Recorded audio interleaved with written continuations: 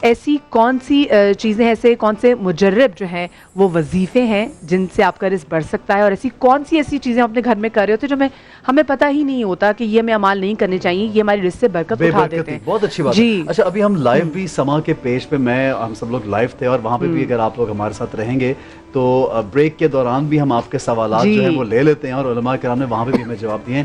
لیکن چونکہ مدیہ کا سوال بہترین ہے، اور آج کل ہر کوئی پریشان بھی ہے اس بات پہ کہ رزق کی کمی ہے، تنگی، تو اس کے لیے کیا کہیں گے علامہ صاحب؟ آجان میں چھوٹا سا جو ہے نا، ابھی سارم بھائی نے بڑا خوبصورت سوال کیا تھا، اور وہ بھی ایک بہرحال ایک آئیڈیالوجی کے لیے، فلسفی کے لیے بہت ہی ضروری ہے اس کی تشریح کرنا بھی، کہ انسان رزق کی تنگی کی وجہ سے خودکشی جو کرتا ہے اس کے متعلق کیا کہیں گے.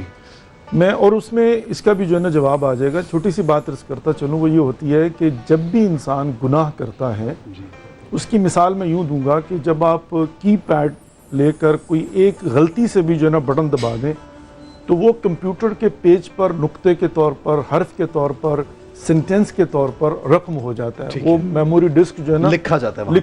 اب اس کو آپ جو ہے نا جب تک ڈیلیٹ نہیں کریں گے وہیں پر موجود رہے گا. ٹھیک ہے. اور جب کبھی آپ جو ہے نا وہ سرچ کر رہے ہوں گے تو آٹومیٹکلی جو ہے نا پاپ اپ کر جائے گا نا، کیونکہ کہیں نہ کہیں پڑا ہوا ہے. جب بھی کوئی شخص گناہ کرتا ہے، اب گناہ کی لمبی اقساط ہے، گناہان کبیرہ ہے، گناہان صغیرہ ہے. وہ گالی دیتا ہے، یہ گالی سنتا ہے، غیبت کرتا ہے، یہ غیبت سنتا ہے، جھوٹ بولتا ہے، یہ جھوٹ سنتا ہے، ظلم کرتا ہے، کسی کا مال کھاتا ہے، موسیقی سنتا ہے، واٹس ایور، سارے کے سارے جتنے بھی گناہ ہیں. جب وہ گناہ کرتا ہے تو اس کے دل و دماغ کے اندر سیاہ نقطے بننا شروع ہو جاتے ہیں، جو کہیں جا کر جو ہے وہ نحوست کی ایک بہت ہی مضبوط دیوار بن جاتے ہیں.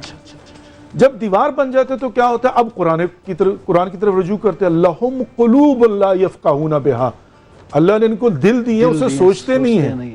لَهُمْ أَعْيُنٌ لَا يُبْصِرُونَ بِهَا، آنکھیں دیے دیکھتے نہیں ہیں. لَهُمْ أُذُنٌ لَا يَسْمَعُونَ بِهَا، کان دیے سنتے نہیں ہیں. اس لیے کہ نحوست کی دیواریں کھڑی ہیں، گناہوں کی دیواریں کھڑی ہوئی ہیں. جب گناہ کی دیوار کھڑی ہو جائے گی تو اس کو سمجھ ہی نہیں آئے گی کہ رازق خدا ہے تو رزق سے پریشان کیوں ہوں. کیا بات ہے. تو پھر کیا ہوگا جب اس کے سوچنے سمجھے کی صلاحیت ہی ختم ہو جائے گی، اس کو دکھائی نہیں دے گا، اس کو سنائی نہیں دے گا، تو پھر اگر وہ خودکشی کرتا ہے تو اس میں کوئی ذمہ دار نہیں ہے سوائے اس کے اپنے گناہ. وہ آؤٹ آف فوکس ہو چکا ہوا ہے. اچھا یہ جو ہوتی ہے نا لاسٹ سٹیج ہوتی ہے، لیکن اس کے ایک تھوڑی سی میڈیا کے لوگ ہیں نا ہم لوگ، ایک چھوٹی سی اور کیمرہ جو ہے آپ نے دیکھا ہوگا، کیمرے میں ایک بندے کو فوکس کرنا ہے. مطلب آپ پہلے سے پروگرام کر رہے ہیں، آپ نے دیکھا کہ ڈاکٹر صاحب کو فوکس کرنا ہے، ماشاءاللہ گفتگو میں آپ کی جو ہے نا وہ چل رہی ہے آلریڈی. تو کیمرہ مین کیا کرے گا؟ ان کو فوکس کرے گا، ہم آؤٹ آف فوکس ہو جائیں گے، بلیری ہو جائیں گے. بیٹھے ہوئے ہیں ہم، لیکن فوکس جو ہے نا وہ ڈاکٹر صاحب ہے یا آپ ہیں یا کوئی بھی ہے. ٹھیک ہے. جب انسان جو ہے وہ سوچتا نہیں ہے، عبادت نہیں کرتا، تو اس کا فوکس جو ہے نا وہ حصول دنیا ہو جاتا ہے، ساری چیزیں آؤٹ آف فوکس ہو جاتی ہیں، توکل ختم ہو جاتا ہے جو کہ ہونا ضروری ہے. سبحان اللہ. میں اچھا اتنی مجھے خوبصورت گفتگو اس لیے بھی علامہ صاحب آپ مجھے سننے میں یہ مزہ آ رہا ہے کیونکہ آپ جو آج کل کی لینگویج ہے اس کو یوز کر کے یہ باتیں کمپیوٹر سے سمجھا رہے ہیں، ٹیلی ویژن سے سمجھا رہے ہیں. اور یہ بڑا ضروری بھی کہ ینگسٹر جو ہیں آج کل ان کو ان کی تربیت کیسی، تو یہ تربیت جو ہے وہ بہت ضروری ہے. کہ مقصد جو ہے نا وہ سمجھانے میں چھوٹی سی بات ہے. جی پلیز. تو اب یہاں پر جو رزق کے لیے سارے وظیفے ہیں وہ ایک طرف، صحیح، صدقہ دینا، توبہ، صدقہ دینا، صلہ رحمی کرنا، یا اس کے ساتھ جو ہے نا وظیفے کرنا، گھر میں جا کر سلام کرنا، یا یہ ہے کہ سورہ واقعہ کی تلاوت کرنا، ساری چیزیں اپنی طرف. لیکن سب سے مہم کیا ہے کہ توبہ و استغفار کے ذریعے ان گناہوں کی دیواروں کو توڑا جائے. واہ واہ واہ واہ. اس لیے کہ پروردگار کی طرف سے اللہم، یہ دعا کمال کے جملے ہیں. بالکل. اللہم اغفر لی الذنوب التي تحبس الدعاء، پروردگار میرے ان گناہوں کو معاف فرما دے جو میری دعاؤں کو تجھ تک نہیں پہنچنے دیتے. اللہم اغفر لی الذنوب التي تغیر النعم، پروردگار میرے ان گناہوں کو معاف فرما دے جو تیری نعمتوں کو بدل دیتے ہیں. اللہ کی طرف سے، یوں سمجھ لیجئے، اللہ کی طرف سے رحمات اور برکات کا ماہ مبارک رمضان کے اندر سیٹلائٹ کا سگنل موجود ہے.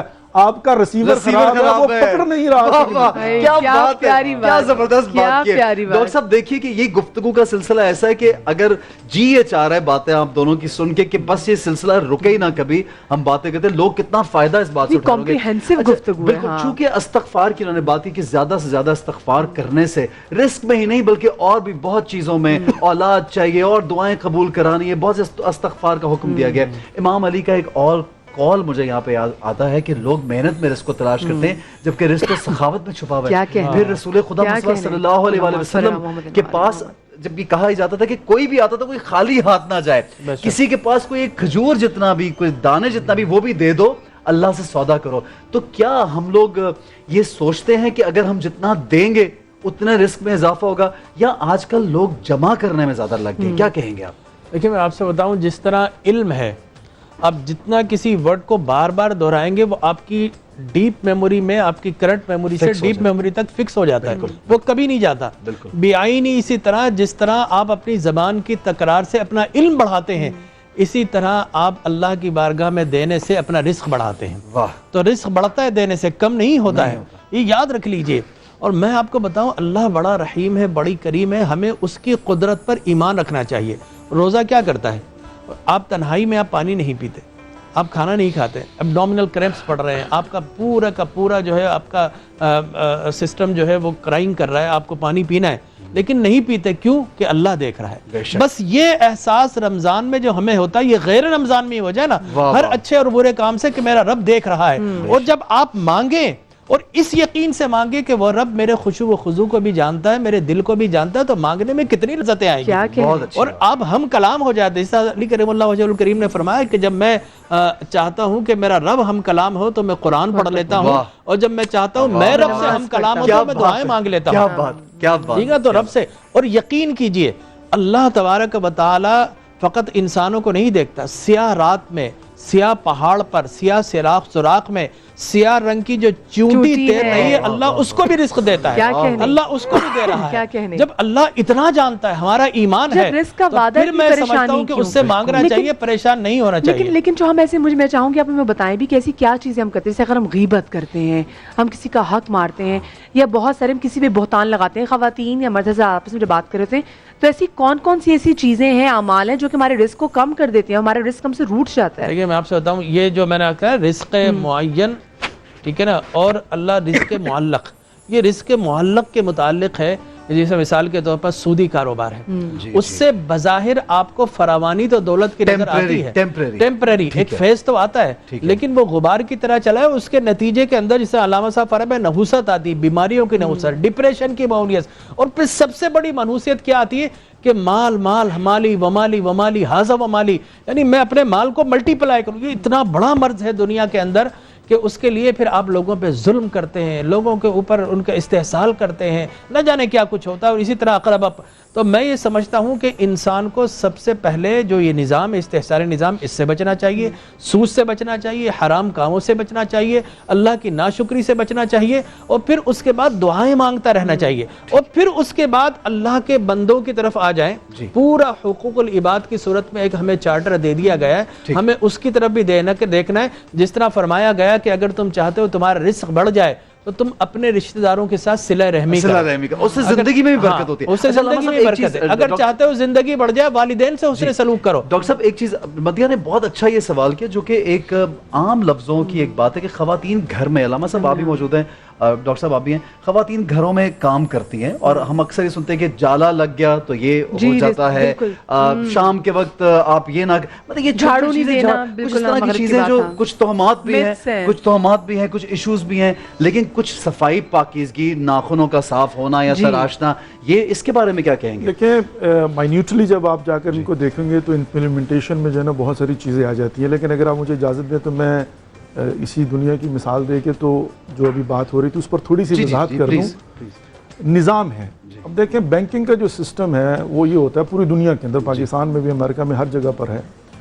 ایک کریڈٹ آپ کو دیا جاتا ہے تو اس میں ایک ہوتی ہے کریڈٹ لائن، جو کہ آپ کو $5,000 $10,000 دے دی اتنی میکسیمم مل جائے گی. ٹھیک، یہ ہو جائے گا رزق معین. ٹھیک ہے کہ یہ تو معین ہو گیا، صحیح ہے کہ اتنا مل سکتا ہے آپ کو. نہیں، یہ تو لائن ہے نا، یہ تو $5,000. ٹھیک ہے. اب اس کے بعد جو آپ کا کریڈٹ ہوتا ہے نا وہ ڈیپینڈ کرتا ہے آپ کی ایکٹیویٹیز پر. صحیح. جتنا خرچ کریں گے آپ کی لائن بڑھتی جاتی ہے. وہ ہوتا ہے رزق معلق. اللہ رب العزت نے آپ کو رزق معین دے دیا. اچھی مثال. اب جتنا آپ ہمسایوں کو دیں گے, رشتہ داروں کو دیں گے, جتنا خرچ کریں گے, اللہ کے نزدیک آپ کی کریڈٹ لائن بڑھنا شروع ہو جائے گی. خدا تو ان اللہ علی کل شیء قدیر. یہ ہمیں سمجھ نہیں آتی. یہاں پر دینا نہیں ہوتا, دینے کے لیے وہاں پر کریڈٹ لائن بڑھانی ہوتی ہے. بہت اچھی بات ہے. تو اور اس کی دوسری مثال یوں بھی دی جاتی ہے کہ جیسے پرانے زمانے کی مثالیں جو ہے نا وہ کہتے تھے کہ اناج کا سٹوریج ہوا کرتا تھا, اس کے اندر چھوٹا سا سوراخ ہے.